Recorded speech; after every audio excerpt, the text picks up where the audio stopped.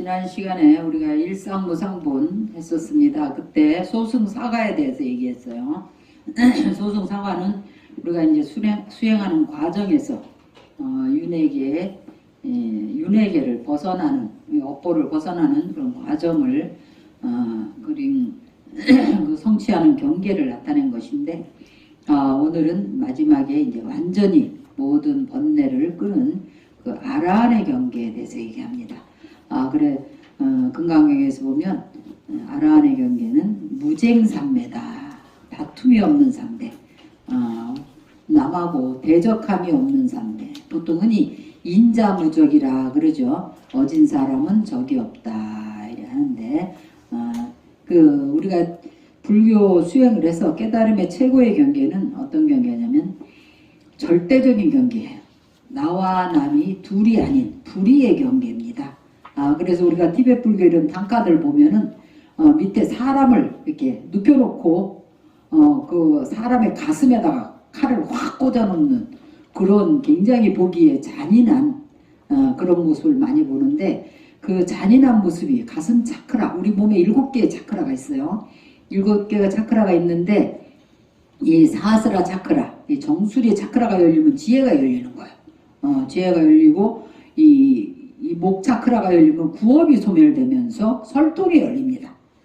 그래서 스님들 중에서는 수행을 해가지고 설통이 열리신 분들이 많이 있죠. 말을 아주 굉장히 신심나게 이렇게 청산유수로 하시면서도 신심나게 하는, 그래서 수행을 우리가 만트라, 우리 은사스님 같은 경우도 능엄주 만트라를 해서 총지력을 얻었다 이랬어요. 그 총지가 뭐냐면 잊어버리지 않는, 뭐든지 다 기억할 수 있는 힘과 그 다음에 이제 설통이 열렸다고 그러셨는데, 그 다음에 이제 이 가슴 차크라가 열리면 어떻게 되느냐?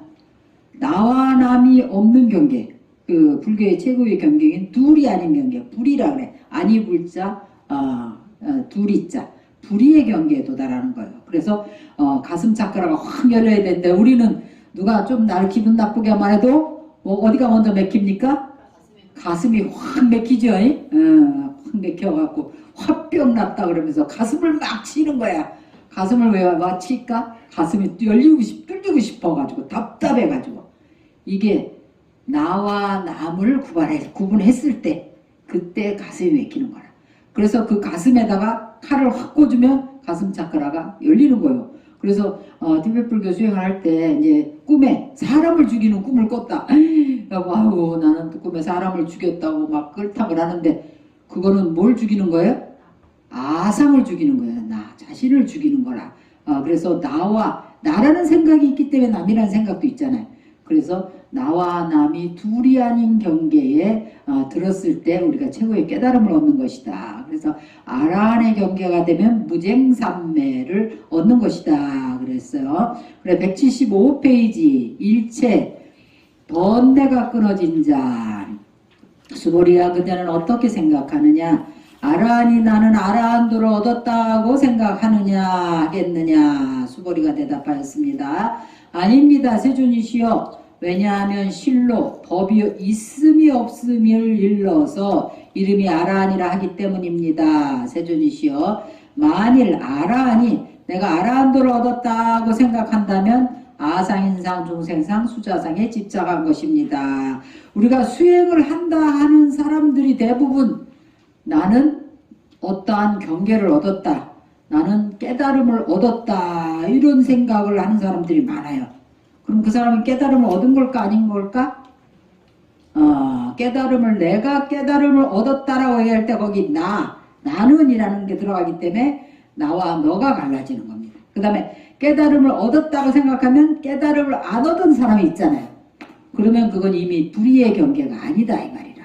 그래서 자신이 깨달음을 얻었다라고 그렇게 수행한다 하면서 그렇게 집착하는 사람들이 많아요. 그래서 저한테도 굉장히 전화가 많이 와갖고 저는 무슨 경계가 있었고 무슨 꿈을 꿨고 어떤 경계가 있었고, 지금은 또 너무 덥네.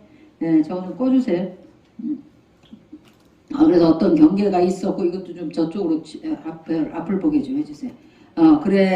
그러는데 그것은 이미 깨닫지 못한 경계다. 깨달은 사람은 깨달았다는 생각조차 없다 이 말이라. 우리가 금강경을 배우면 그 도리를 알아야 되겠죠.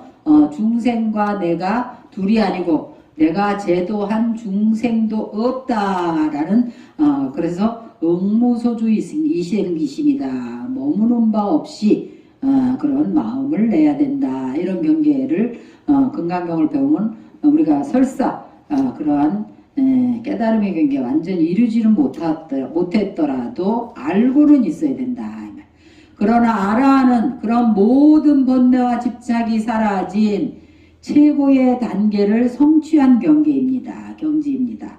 아라하는 육군 경계에 끄달리는 마음. 육군 경계가 어떤 경계예요? 색성향 미축범의 경계죠. 색의 경계가 아름다우면 기분이 좋고 들리는 소리가 좋으면 좋고 맛도 좋으면 좋고 냄새도 좋으면 좋고 감촉도 부드러우면 좋고 그런 마음.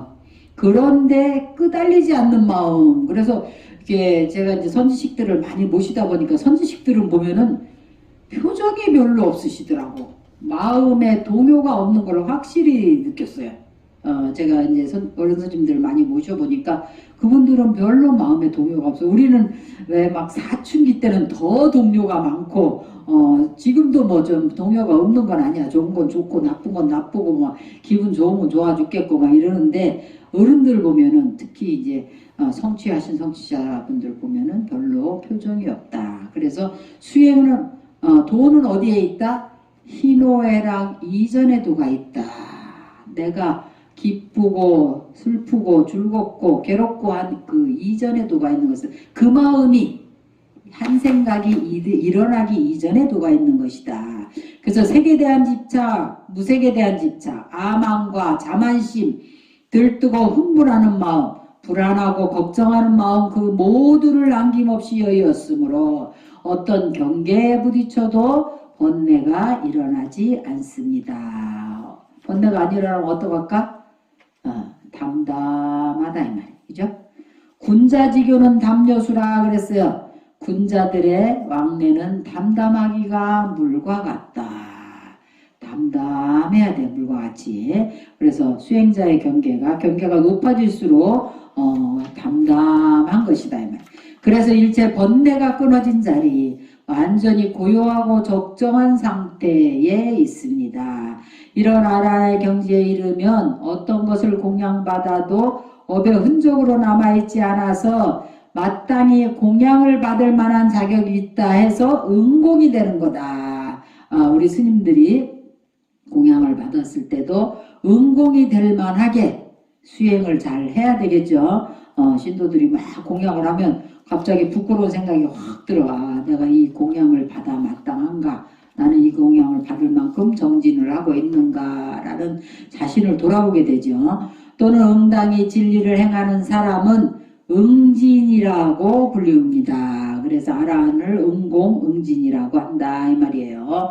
부처님의 가섭 삼형제 교화 사례를 보면 아나함과 아라의 경지에 대해서 알 수 있습니다. 부처님은 우르벨라 가섭을 교화하기 위해서 가섭의 수행 집단에 머물면서 그와 여러가지 신통력으로 경합을 벌였다고 그래요. 난 이런 부분 보면 참 부러워. 이제 도를 얼마나 잘 닦으면 신통이 있어갖고 남하고 신통력으로 겨루느냐고. 그죠? 그 정도는 돼야 되지 사실. 나는 출가하면 바로 그렇게 되는 줄 알았어. 근데 뭐 10년이 지나고 20년 지금 한 40년 다 돼갔는데도 별로 신통력이 그렇다고 전혀 맹물은 아니지만 맹물 아니에요 나. 그래 조금 그래도 뭔가가 있긴 달라 그래도 수행을 그런데도 아직은 신통력으로 이거 누구하고 겨룰 수 있을 정도가 안 되잖아 이게. 그래서 굉장히 부럽더라고. 부처님은 우르벨라 가섭이 제시하는 종목을 매번 어려움 없이 통과했는데 가섭은 그래도 자기가 이 청년보다 낫다는 생각을 버리지 않았습니다. 그는 나이가 80이었고 뛰어난 신통력으로 널리 이름이 알려져 있었지만 부처님은 겨우 36의 이름 없는 수행자에 불과했기 때문입니다. 그러던 어느 날 큰 제사가 있는 아침이었습니다. 가섭 제자 가운데 한 명이 제사를 지내기 위해서 불을 붙이려는데 아무리 해도 불이 붙지 않았습니다. 제사 시간이 다가와도 도무지 불이 붙지를 않자 그는 허겁지겁 우르벨라 가섭에게 달려와 말했습니다. 스승님, 무슨 일인지 불이 붙지가 않습니다. 그러자 우르벨라 가섬 옆에 있던 부처님이 그 말을 듣고 말씀하셨습니다. 지금 막 불이 붙었습니다. 그러자 당황한 수행자가 큰 소리를 냈습니다. 방금 전까지 불이 붙지 않아서 뛰어왔는데 대체 무슨 소리요? 오르벨라 가섭은 자리에서 일어나 서둘러 제사 지내는 곳으로 가보았습니다. 그런데 정말 부처님 말대로 불이 붙어서 타고 있는 것이었습니다. 오르벨라 가섭은 그날 있을 제사가 잘 치러질지 약간 염려가 되었습니다. 그러나 오르벨라 가섭은 무사히 제사를 잘 지냈습니다. 몹시 성대한 제사였습니다. 제사가 끝나자 오르벨라 가섭은 그날 하루 종일 모습을 볼 수 없었던 부처님에게 자랑스럽게 말했습니다. 하루 종일 어디 갔었소? 제사가 아주 잘 치러졌다오. 당신도 보았으면 좋았을 텐데. 그러자 부처님 말씀하셨습니다. 제가 없었으면 좋겠다고 생각하시지 않았습니까? 오르벨라 가섭은 그 한마디에 정신이 번쩍 들었습니다. 부처님은 말을 이었습니다. 마음속에 질투가 있고는 해탈을 할 수가 없습니다. 그 우르벨라 가섭같이 수행 성취자도 부처님을 질투한 거예요. 질투가 나가지고 그 자리에 없었으면 좋겠다라고 생각을 일으켰던 모양이네. 근데 그 마음이 들킨 거지. 그 순간 우르벨라 가섭은 자기가 부처님을 질투하고 있다는 것을 알아차렸습니다. 그는 그동안 자기가 가장 위대한 수행자라고 생각을 했고 그래서 자기에게는 질투심이라는 게 없는 줄 알았다는 거예요. 그런데 마음 밑바닥에 질투의 뿌리가 있다는 걸 발견한 것입니다. 오르벨라 가섭은 부처님 앞에 무릎을 꿇고 제자로 받아들여 달라고 청했습니다. 그래도 내가 너보다 낫다는 자존심, 자만심, 젊은 수행자를 경계하는 마음 밑바닥에 숨은 질투심, 이런 마음은 탐심도 아니고 진심도 아닙니다. 욕망에서 벗어나고 화내고 짜증내는 마음이 다 사라진 뒤에도 자만이나 질투 같은 마음의 뿌리는 남아있다. 그것을 흔적이라 그래요. 습기, 습관의 흔적. 그런 흔적은 남아있는 것이다. 그것까지 확연히 깨쳐야만 아라한과를 증득할 수가 있습니다. 이것이 바로 아나함에서 아라한으로 넘어가는 과정입니다. 수보리와 의 성문 사과에 대한 문답을 통해서 부처님이 전달하려고 한 핵심은 뭐라고? 상에 대한 것이다. 그랬어요. 학교에서 수업을 들을 때 졸지 않고 열심히 수업을 듣는 학생은 나는 지금 졸지 않고 수업을 열심히 듣고 있다는 생각을 하지 않습니다. 그저 수업을 들을 뿐이지요. 나는 졸지 않고 수업을 열심히 듣고 있다라고 의식하는 것은 이미 수업에 집중하지 못하고 있다는 증거입니다. 깨달음의 눈을 떠서 해탈의 길에 있는 사람은 번뇌가 일어나면 그 번뇌를 여실히 지켜볼 뿐이지 나는 여실히 번뇌를 보고 있다라고 사실을 의식하지 않습니다. 상을 가진 채로는, 그러니까 상이 있는 채로는 성인의 흐름에, 성인의 흐름 뭐였어요? 여기 소승사과, 수다원, 사담, 아남, 아란이었죠. 소승사과의 성인의 흐름에 들었다고 할 수 없는 것입니다. 나는 수다원과를 얻었다는 상을 가진다면 아직 수다원과에 들지 못한 것입니다. 아람이라면 나는 아람과를 얻었다는 상을 짓지 않는다 그랬어요. 그 다음에 이제 다툼을 벗어난 삼매, 이것을 바로 무쟁삼매라고 했죠. 세존이시여 부처님께서 말씀하시되 제가 다툼 없는 삼매를 얻은 사람 가운데서 가장 제일이 됨이라 하시니 이는 제일 이욕아라한, 제일의 욕을 여인 아라한입니다. 세존이시여 저는 제가 욕을 여인 아라한이라고 생각하지 않습니다. 세존이시여 제가 만일 내가 아라한도를 얻었다고 생각을 한다면 세존께서는 수보리는 아라한 나행을 기꺼하는 자라고 말씀하지 않았을 것입니다. 수보리는 실로 행하는 바가 없으므로 수보리를 이름하시되 아라한 나행을 즐긴다고 하십니다. 이게 무슨 뜻인가 하면 부처님은 수보리를 가리켜서 180페이지 하고 있어요. 욕을 여인 아라한으로 무쟁삼매에 들어서 아라한 나행을 즐기고 있다고 칭찬을 하셨습니다. 욕을 여였다는 것은 중생의 참된 마음을 더럽히는 모든 욕망을 여였다는 말입니다. 무쟁삼매란 번뇌와 다툼에서 벗어난 삼매를 말합니다. 만일 수고리의 마음속에 조금이라도 내가 제일이다, 나는 무쟁삼매에 들었다라는 생각이 있다면 부처님은 그렇게 말씀하시지 않았을 것입니다. 산 하나를 두고 두 사람이 다툽니다. 한 사람은 그것을 동산이라고 주장하고 다른 한 사람은 그것을 서산이라고 주장을 합니다. 동산이라고 하는 실체, 서산이라고 하는 실체가 존재한다고 믿기 때문에 다투는 것이지요. 하나의 산을 놓고 서쪽에 사는 사람은 동산, 동쪽에 사는 사람은 서산이라 하지만 그 산은 동산도 아니고 서산도 아닙니다. 그때 처한 상황과 인연에 따라서 동산이 되기도 하고 서산이 되기도 합니다. 그런데 거기에 또 하나의 문제가 나타납니다. 이 산은 동산도 아니고 서산도 아니다라는 또 상을 짓는 거예요. 그래 놓고는 동산이라고 하는 사람과 서산이라고 하는 사람과 모두를 상대로 해가지고 싸운다는 거죠. 그렇다면 이것은 이전보다 한 단계 높은 싸움일까요? 아닙니다. 상을 짓는 데는 높고 낮음이 없습니다. 그래서 아에 집착하든 법에 집착하든 집착하기는 마찬가지고 상을 짓기는 마찬가지입니다. 재물을 갖고 다투나 권력을 갖고 다투나 다를 바가 없는 것과 같습니다. 돈 못 벌었다고 우는 사람이나 권력 못 잡았다고 우는 사람이나 명예를 못 얻었다고 우는 사람이나 도를 못 얻어서 우는 사람이나 상에 집착해서 생기는 괴로움 속에 있기는 마찬가지입니다. 상을 짓고 집착한다는 점에서는 하나도 다를 바가 없습니다. 모든 상을 내려놓으면 동산이라는 말을 들어도 다툼이 없고 서산이라는 말을 들어도 다툼이 없습니다.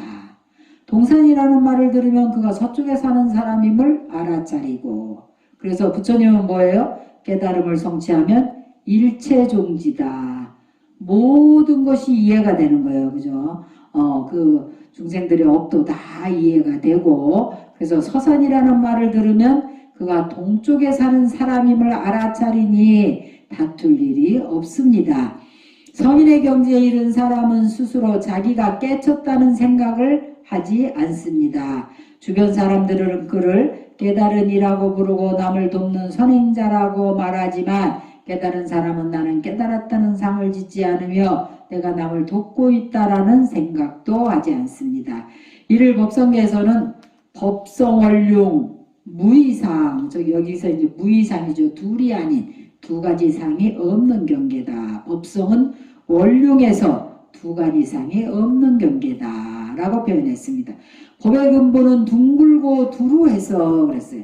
둥글고 두루해서 두 가지 모습이 따로 없다는 뜻입니다.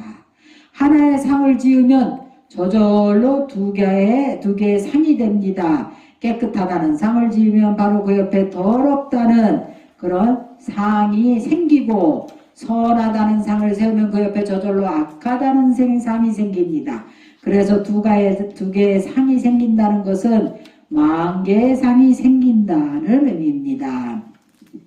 그러므로 법의 실상은 만 가지 상이 다 한 상으로부터 일어난 것인데 그 한 가지 상마저도 없다는 무상, 상이 없는 경계인 것입니다.